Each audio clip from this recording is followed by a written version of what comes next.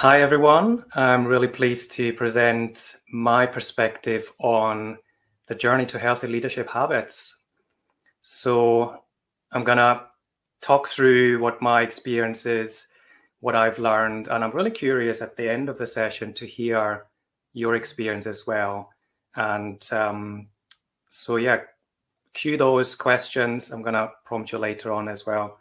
Again. So yeah, really looking forward to sharing this with you. So before we really go into the talk, I want to briefly explain a little bit about myself. So, I'm Tobi, and I have three things I want to share about myself. So the first thing is I actually do have quite a weird background, weird career. I actually did a master's degree in archaeology, and that's why I've got here the pyramids on the screen. I'm really curious about human behavior and why are we how we are? Why do we do what we do? So I thought at the time I can really learn about that if I'm an archaeologist. And I actually spent quite a bit of time at the pyramids here in Giza, the Giza pyramids, to excavate, evidence around how people lived then and what that tells us about how they worked, how they lived, how they organized themselves. So that's sort of a core curiosity I have. And the most part of my career I spent in product engineering. So I used to be a software engineer, then went into management leadership in different companies. And the last company I worked for is a company called Zego based in London. They are a insurtech, so they provide insurance products and compete with the big players. And I was a head of engineering before I started my own business. So what I do now is I'm a coach, and I coach leaders to reach their potential. I've done a qualification in an ICF qualification. That's the main body that sort of administers the main gold standard of coaching, and I offer this as a service to any company who might want to engage with me. So what does this talk about? It's about leadership. So often, we read a book, we attend some sort of training course, and we try to copy our role models. If we have someone in our company that we really admire and they're great at leading, we'll try to copy these people. But what I've realized, I'm curious to hear whether you have the same, is it's actually really hard to put in practice. When I learn all these things, I go back into my work situation, I find it really hard to actually put all that learning and practice it and get good at it. So I've been wondering what's actually going on here. And this is my theory here. So on the left, we've got this moment of learning, right? This might be a training course. This might be reading a book, watching a video. There's loads of interesting, good leadership videos out there. And then it feels like at some point we've got this applied learning where we feel like we're capable of doing what we've learned, but we're not really looking at those steps in between often. And those are the steps I think I want to highlight in this talk. What does this journey look like from learning something to actually being this leader we want to be? And I think there's a few steps. So one aspect I think is really important is self-awareness. In order to be the leader we want to be and apply this new learning, we've got to really look at ourselves. We've got to look at, well, what do we currently do? What are existing habits that may not be really what we want to do anymore? We've learned this new stuff. We want to be different. But I think we first have to really look at what are our existing habits. And then underneath those habits, there's a whole nother level. Because I feel like every habit, there are some needs, there's some desires, there's some commitments we've made to ourselves that really are underlying these habits of how we behave. So I'm going to talk about this. How do we create the self-awareness? What are maybe those existing leadership habits and the needs, desires, and commitments?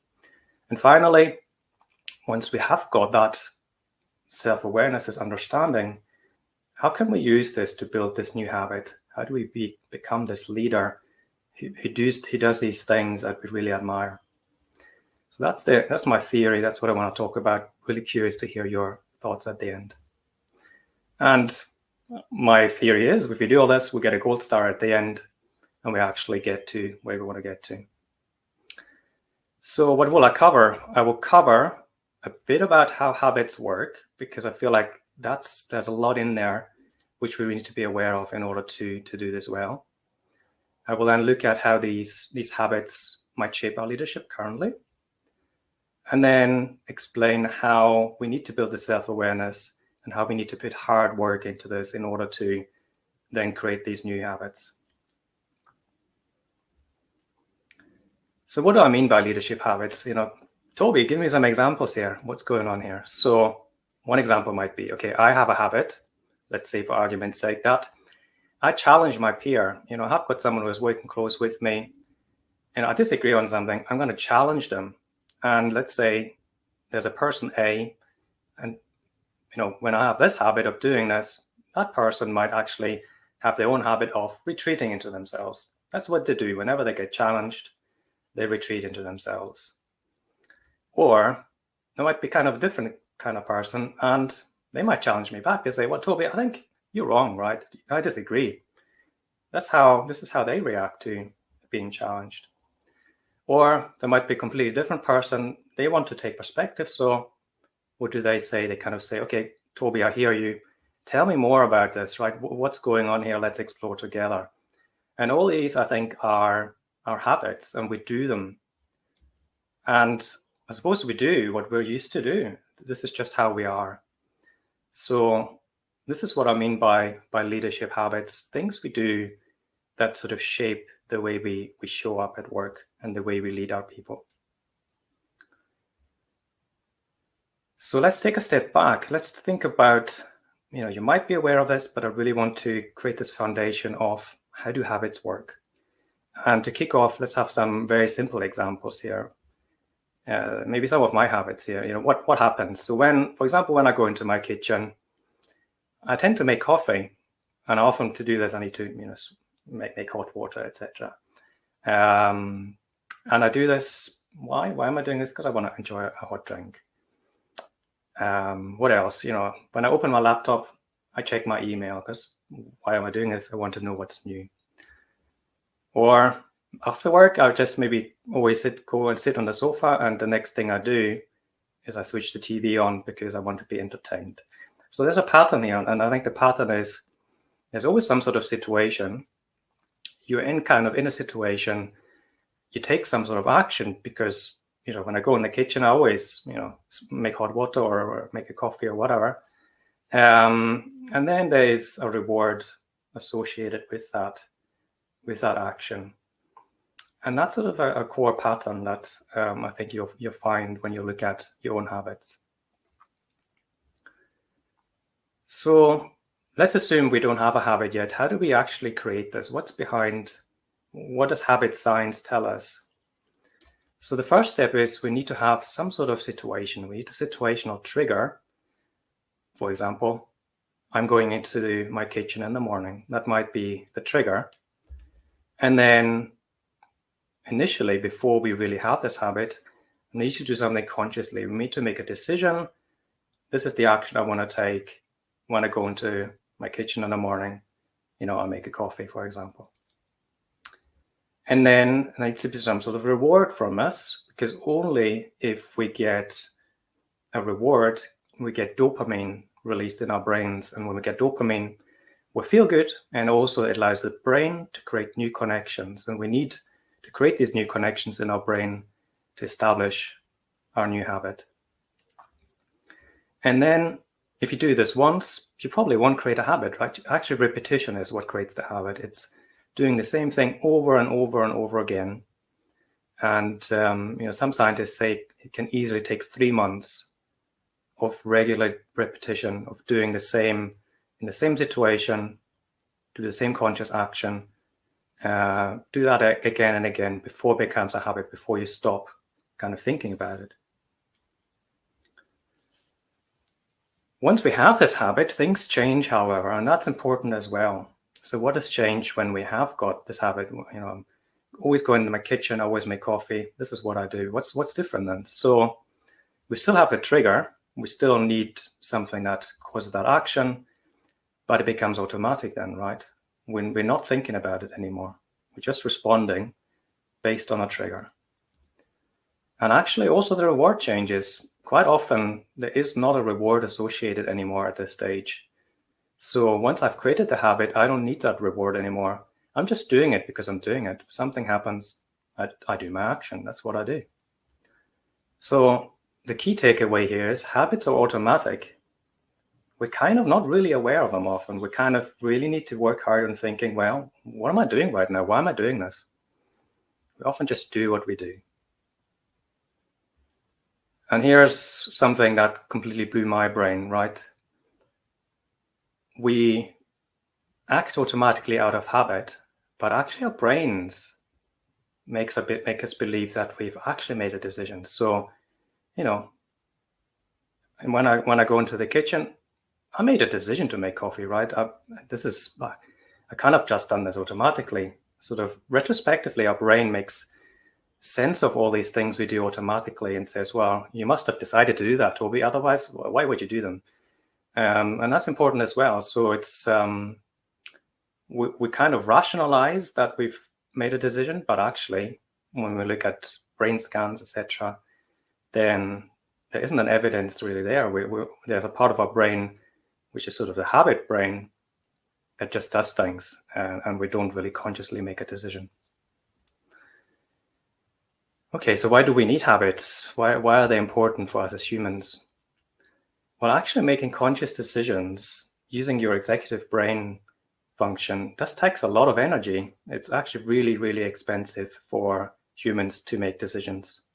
It's also very slow. So this executive function of your brain, when it weighs up many of the different options that you might want to do, is very slow compared to the habit brain, which has a trigger and you just do whatever you do.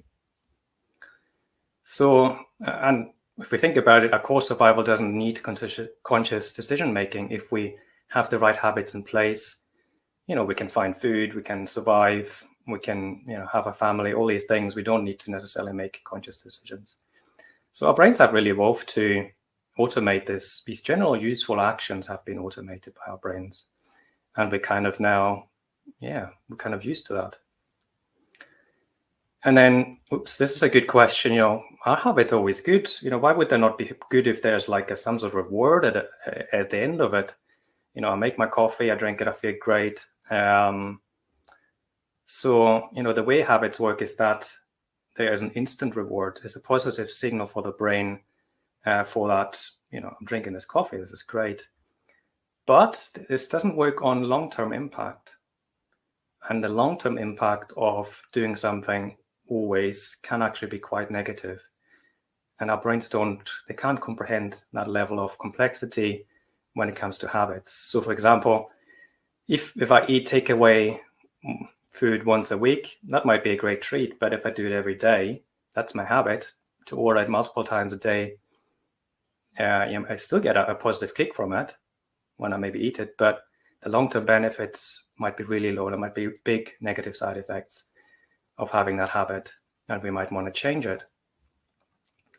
So the takeaway here is that habits work on instant reward and not on long-term benefit. And that's why I think we can have leadership habits which, they were useful at some point in time, but they might not be the right things to do anymore. They had their time, and we need to think about, well, what habits do you want to keep? What are the new habits that I want to introduce into my leadership? And now the big question, can we actually change if all this happens automatically? I think we can. We can get that awareness around what we're doing, because we can always reflect. We can make time for that. But we also need to look at a lower level. What I'm proposing here, my theory is that each habit will have needs, desires, existing commitments that are driving it. And just by saying, well, I have this habit and I don't want to do it anymore, I think we're missing a bit. We actually need to be curious about, well, why are we doing what we're doing? What are my needs? What are my desires? What commitments have I made? And once I get aware of these hidden layers, discover these, that gives me the power to really understand what's driving my behavior, and how do I maybe take some of those, what's driving it currently, and put it into the new thing, the new habit. So when we do want to change, these are the things we need to take care of. Our needs, desires, and commitments that are in the background, kind of hidden. So let's go back to leadership then. Now we've got an idea, how habits work, and my theory on what you really need to do to go into more detail to change them.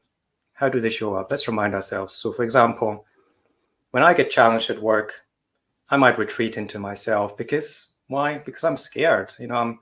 My reaction to being challenged might be learned over time, and I just, a bit scared, shy away from it. That's how I behave. Or I might have just learned how to challenge back. When someone says, Toby, you're wrong, I say, well, you're wronger. I know better. Or maybe a leadership habit that might be aspirational is to take perspective, right? I get challenged. I might not retreat or I might not challenge. I might actually say, hey, I want to understand more about this. What's going on here? So what's the pattern here? The pattern is there's some sort of situation, there's our habit, and then there's our rationalization. If you remember, these things happen automatically, but we're still trying to make sense of it. So, retrospectively, we're always rationalizing. Our brains are rationalizing why we're doing what we're doing. And underneath all of this, when I get challenged, there's an underlying need and desire, right? There's a need for me to feel safe and a desire to be respected. And both of these things underlie all of these habits, but we're demonstrating them in a different way, right? So I just want to make sure I share what I mean by leadership. There's many different definitions, but the way I see it, and that will show in the examples I'm showing later on, is that in leadership, we create an environment where you allow your people that you're looking after to fulfill their potential. And that's for the benefit, with the focus and the benefit of the organization. So you're in charge of making that space work for the people, so it benefits them and the organization. And in this context, these are what I think are 3 foundational leadership habits. These are things that are close to my heart, and I'm curious to hear, whether you have a different perspective, but I feel like my approach has really these at the heart. And the first one is being present. And what I mean by that is when I'm in a meeting, have a conversation with someone, I'm thinking about, sharing what I think, what I feel, what I experience. I'm also asking you, well, what do you think? What do you feel? What's your experience of what's going on here? That's what I think is being present. The second one is sharing context. What do I mean by that? It's for me to share what I know. What do I believe? What do I assume? Am I even clear on what I'm assuming is happening here or what's important? And I'm also curious about, what do you know? What do you believe? What are your assumptions around this bit of work we're doing? And the final one is setting boundaries. So this is all about me sharing, what do I need for this to work? What do I desire, in this role, what I'm doing right now? What are my commitments that I've got in this context? And again, being curious, well, what about you? What do you need? What do you desire with this work? What are you already committed to? And that allows us to create a space where we connect with each other. And to do this, we need to be self-aware. I can only share with you what I experience, what I feel, what I assume, what I desire, what I need, if I know what these things are. So I think as a leader, we have to be curious about ourselves, share what we find out, and then be curious about others so they share it with us. I think connection, if you can connect with people that you lead, I think that's a core requirement for good leadership. And there's also something interesting about the focus of these foundational leadership habits. So when we think about the first one, is about thinking, is about feeling, it's about having an experience of something. And that's really focusing on the now. What's happening right now, right? We're meeting, we're talking about this project. We're trying to make sense, and we're sensing what's going on in that situation. So that leadership habit, foundational leadership habit, is really about the now. When we talk about knowing, believing, assuming things, there's some models we bring with ourselves, right? There's a past experience, and we use these models to predict the future. We think about, well, this is what I understand, this is what I know, this is what I believe. I'm going to use that to put some assumptions in place. If we do this, then that will happen. Often we don't share that, right? We don't share our models of how we think about things and how that feeds into predicting the future. And the final one is really about shaping and creating new things. This is about the future. What do we need? What do we desire? What do we commit to? What are we planning to do here? So you can see there, these foundational leadership habits have kind of a different focus, but they all come together. They overlap in the end. And if we apply those, I would say that we create a shared space of understanding. You know what I think, feel, desire, commit to, and I know vice versa. And that, I think, leads to psychological strength, because if we know each other, if we connect, a lot of challenges can be overcome in the long term. And psychological strength is actually a new term instead of psychological safety. I quite like the idea of creating psychological strength, which is kind of a little bit more than safety. Okay, so let's think about habits. Let's think about how does this show for these big categories, being present. What do you and I think, feel, experience? How can habits, what kind of habits could be in that space? So let's think about first, what happens when we're not being present? What kind of habits might I have when I'm not present? And the situation I'm going to take you through in all of these examples that come up is work planning. I suppose most of us, they will have an event where we come together regularly, think about what's next, right? And so this is the situation all of these examples are in. So when I'm not being present in a situation like this, what might be my habit? For example, I might be rejecting contributions. So that's my habit. I reject. This is what I do all the time. Whenever someone comes and says, what about this? I reject them. And my rationalization might be, well, they don't know. There's no value in listening here or having them contribute because they don't know. What's the impact of that? The impact might be that there's a lack of creativity then in your team, in your organization, if this happens. Another example of not being present is to speak over others. And the way I might rationalize it is that, well, I know better than the others, so let me speak. And that will lead to a lack of participation. That's the potential impact. Or I myself might avoid participating because I'm fed up. There's no point in participating. And the impact of that is that there's a lack of perspectives in the room, and particularly if you're the leader, right, your perspective actually has a lot of weight. So when we're not being present, we're not connecting with others, and we erode that trust, and we erode that safety and that strength in our team. So what I want to do is I want to look at the first habit here, reject contributions, because what we said is, well, maybe there's something below this, right? Why might I reject contributions all the time? If I want to change this habit, I said we need to look one level deeper, right? What might be going on there? Now, these are all examples. There might be other things. This is not the exhaustive list, but these are some ideas. So, for example, a hidden need I might have behind that habit is I need to feel in control of the decision. That's why I'm rejecting contributions. There's a need of control that I need to feed. Or There might be a desire. It might be a desire that's hidden, that is about, I want to be seen as most competent. And because of that, I'll reject others so I can be the most competent leader. Or there might be a hidden commitment, which might be, well, I'm not needing contributions because I already made a plan. I made a plan with my boss, and we can't change that plan, and I just have this meeting for the sake of having a meeting. So yeah, these are all possible things that are behind there as examples.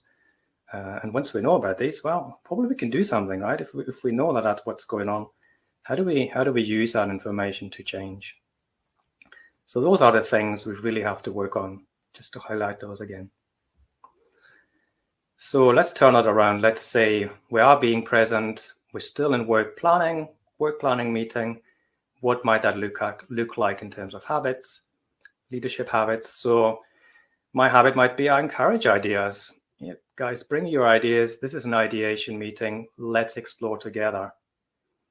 And what the impact of that is, we get creativity. We get people coming with ideas.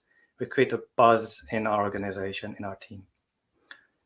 Another habit might be to listen. So I want to learn what other people think, what their assumptions are, what their theories are, what their thoughts are on how we should proceed. And that's the impact of that is contribution is valued, and people will absolutely transform themselves if you listen to them and you value their contributions and you understand what they bring to the table.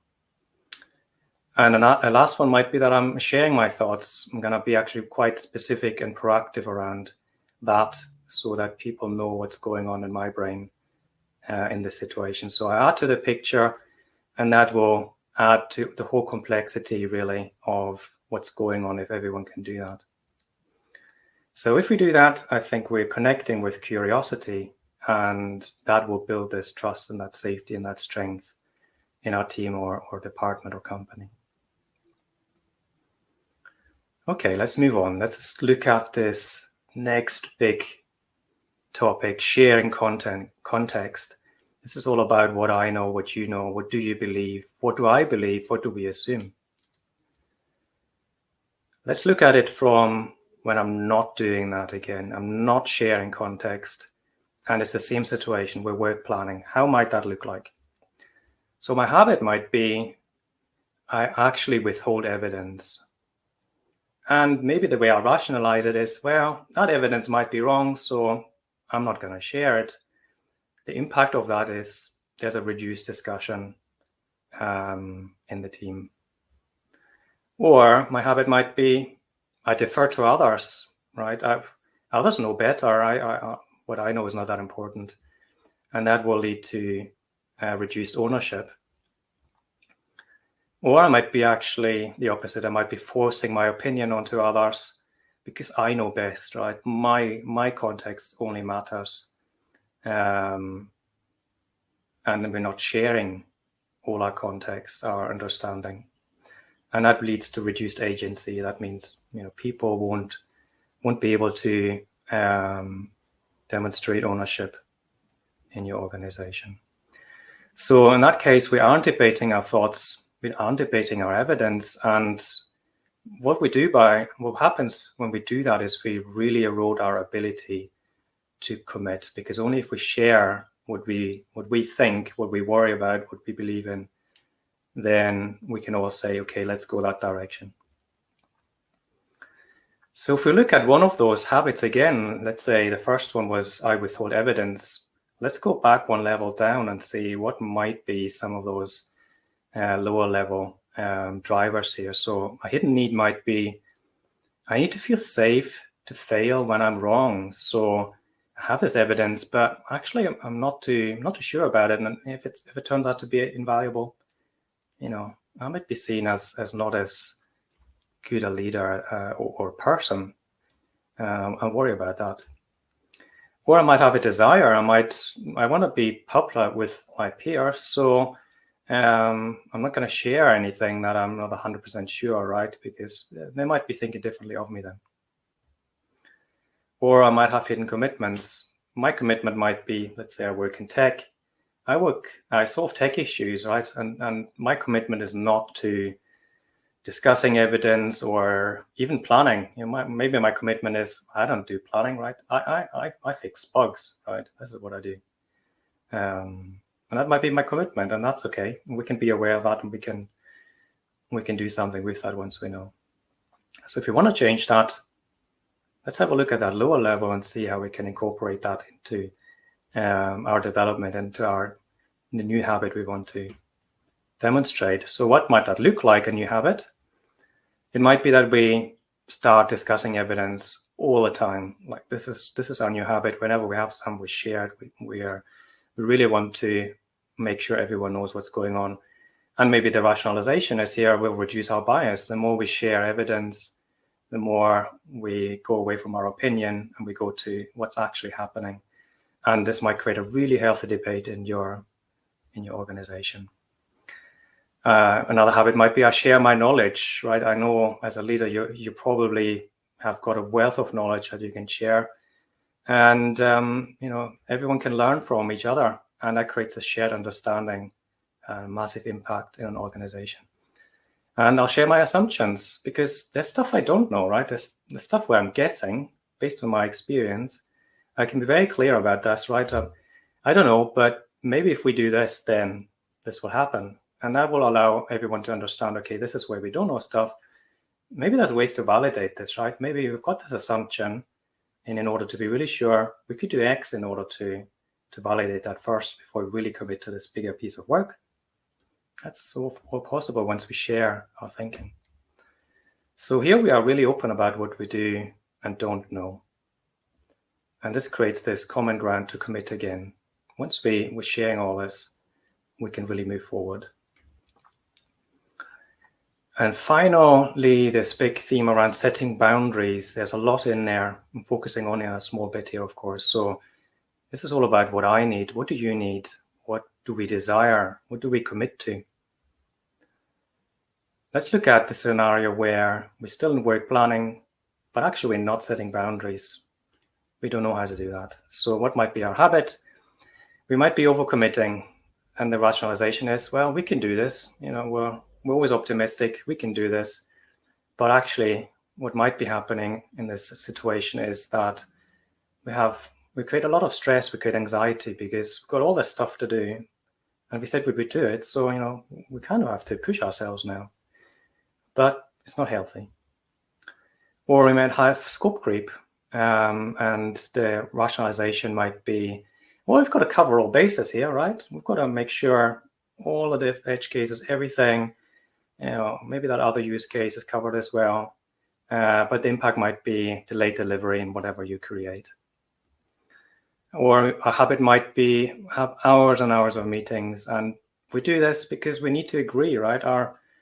We think we need to always agree, and that can lead to a real lack of experimentation, of moving fast in your organization.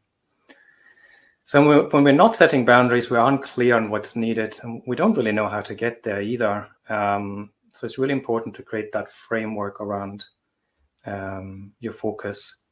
And that also means we often avoid making important decisions because we just keep everything open all the time. What might be happening here with this I overcommit habit? So a hidden need might be, I really need to feel busy so I don't worry about other things. Busyness is something that most of you probably will have had in your lives, where you just do stuff because if you're busy, you feel like you're getting somewhere, but it can also be detrimental. Or a desire might be, I want to be seen as a high achiever, right? I always do twice as much as this other team leader, right? Whether that's healthy, that's the question, right? Or I might have a commitment here that I promised that I would never let my team down. So, once I've committed, I can't renegotiate. I feel like, well, there's no way for me to do this because I'm letting these guys down. So yeah, if you want to change that, you can look one level deeper and then work with those insights. So what might I do? What might be my habits if I'm setting boundaries? I might be very clear on my expectations, right? this is what we want to get to. We're very clear on our goals, is the thinking behind this, and that will lead to team alignment. We can also share our needs. What do I need to deliver this project, right? I need to take 2 days off because, this is how it is. And the rationalization is we can adjust work to fit what everyone needs in the team, and that will create a healthy environment. And another habit might be every time we do meet, well, let's have a decision maker, right? Who's making the decision? And that will avoid any stalemates, and it means we have continuous progress in our planning. So now we're clear, we're transparent, and we're very focused, and we're also accountable. And that's really, really important when we think about leadership. Cool. All right, we're coming to the end. What are the takeaways I want you to take away from this session? So the first one is, I would urge you to build the self-awareness, explore your current leadership habits. What do you currently do just because you do it? And then be curious about those needs, but really honor them, right? You can't just push these away. If you have a need, if you have a desire or commitment, you got to do something with that. You can't just change them away. You kind of incorporate them into what you want to be next. And then third of all, we can establish our new habits, but we've learned what we need to do. We need to use triggers. So we create an environment for us where we consciously do this new action. We need to engineer some sort of reward around it. And then we need to do it. We need to do it regularly over a longer period of time. And I mentioned earlier, that might be 3 months, right? It's not easy to establish new habits, but we can do it. And if you follow that recipe, it will work. That's the science behind it. And then we can become the leaders we want to be. And that's, this is what I wanted to, my perspective I want to share with you. I've got a couple of books that you might want to look to read. The first one, a lot of the habit science comes from the first book, Good Habits, Bad Habits, from Wendy Wood. Really, really interesting if you want to learn more about the research that has been done around habits. The middle one, Immunity to Change, is a really practical book that looks at how do I incorporate and overcome some of my current behavior in order to be this new leader. And then finally, if you're interested about boundaries, set boundaries and find peace is a recommendation from me as well. Great. This is taking us now to questions. So any questions you have, I'm really keen to hear your perspectives and also your, what was maybe not so clear. Please connect with me. There's my email on the screen, my LinkedIn address, and my company is Workband. You got the web address as well there. So thanks very much for listening.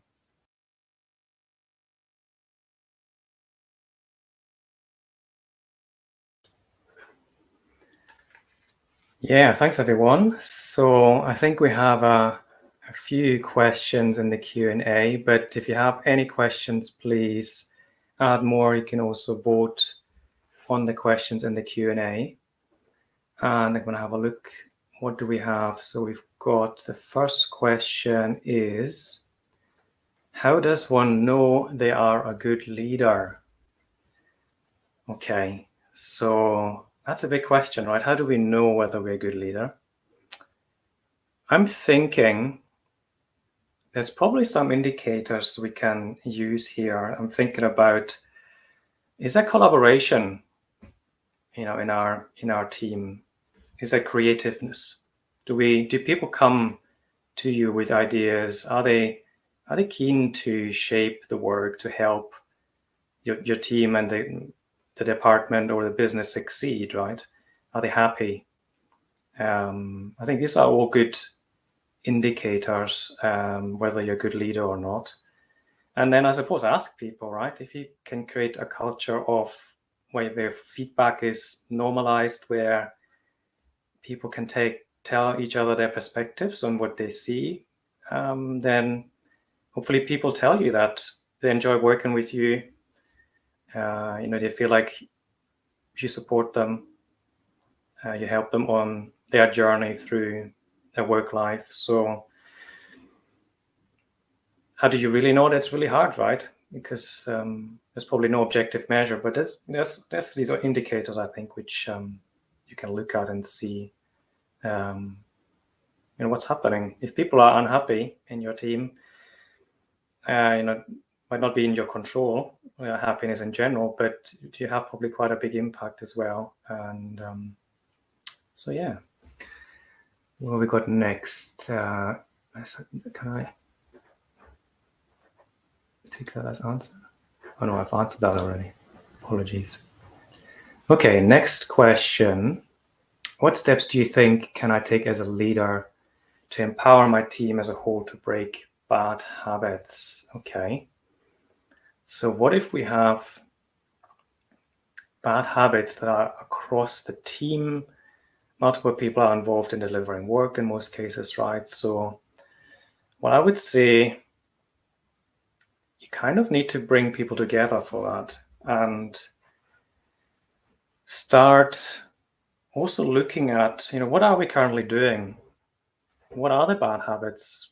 How can you call them out in a way that it's kind?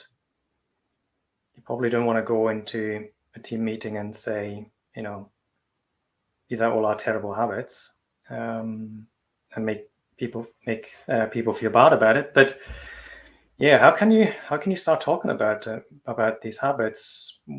This is what I'm seeing. This is what's going on. I think the impact of us doing that is such and such. What do you think, right? What is your perspective on this? Do you think we're doing it the right way? If you think so, what's your perspective? What are we doing well? What are we not doing well? If you can do that regularly, I mean, some people maybe run sort of Scrum style retrospectives, and I think that's probably a good place for reflection, right? And to bring up anything that might not be working that well. Is there a habit in there where we always, maybe we always jump onto something together, and actually we should be looking to deal with our workload in a more generic way. There might be all sorts of things that might be going wrong. So I would encourage to find ways to surface it, even for other people to call them out. And I suppose you need to build that psychological strength that people are okay to say, Tobi, your habit of shutting me down whenever I say something, that's not okay, right? If you can get to that level where people are happy to even tell the leader that was not okay, and you can then discuss it, I would say that's another indicator that you're a good leader, right? People are feeling okay with that, and you encourage that, and you're vulnerable yourself, right? Who's perfect? So I think it's important to model that you make mistakes, everyone makes mistakes or has maybe habits they want to change. So maybe another thought around that is maybe you can actually bring one of your habits that you want to change to the team and actually model that and say, hey, I really struggle with that, and I need your support. And this is where I want to get to. And I think this is what's lying behind all of us. Now, these are the things I need to sort out, but I want to get there. How can you help me? Again, I think being able to be vulnerable as a leader is a great strength. It's scary, of course, right? Because who wants to be exposing themselves necessarily? But yeah, I think that definitely builds a connection if you can model that to the people in your team. Not sure if I'm doing this Q&A properly because the questions are still there. The next one is, you spoke about withholding evidence. Can you possibly elaborate a little more on the psychology behind why someone would do that? Caveat, I'm not a psychologist, so I can hazard a guess. So maybe sometimes when I think about this particular example, withholding evidence, I'm thinking about data. Let's say you develop a product and you are doing testing, and maybe you're finding that actually what you're doing is not the right thing, and you might feel, yeah, we invested a lot of time and energy in this, but the signals we're getting are that actually it's maybe not the right thing. But hey, if I lose face if I do this, if I tell everyone, we spend a month doing this, but actually the data is saying it's not making any difference. Maybe my psychology is that I don't feel, I can't do that, or maybe it's not encouraged to be, experimental in your work, and say, okay, an outcome might be that what we've done is not the right thing, and that's a great outcome, because then we at least know we can do something different, right? But if that's not the case, if the environment isn't like that, I might not be comfortable sharing that, and might withhold it. I hope no one would do that, but I can imagine there are cases where people withhold things for, because it's either hard to admit to yourself it's real, or you might think there's negative impact on yourself or the team, or things like that. Okay. And then I've got one more question here. What's something you wish someone told you early on in your career journey? Okay. Yeah.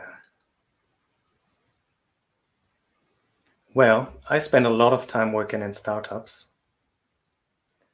and scale-ups. So I think maybe one thing would be around patience, because I think I always went into jobs thinking, I can have a very big impact quickly, and everything's going to be great. But that's not reality. I think the reality of working for startups and companies that innovate all the time is that things always change, and you often be knocked back to where you were before. And it takes patience to build things up again, and to learn and to adjust. So, and it's probably one thing I'm not very good at, is being patient. So if someone told me, Tobi, somehow find a way to be more patient when you work and lead teams, I think that would have helped me in my career.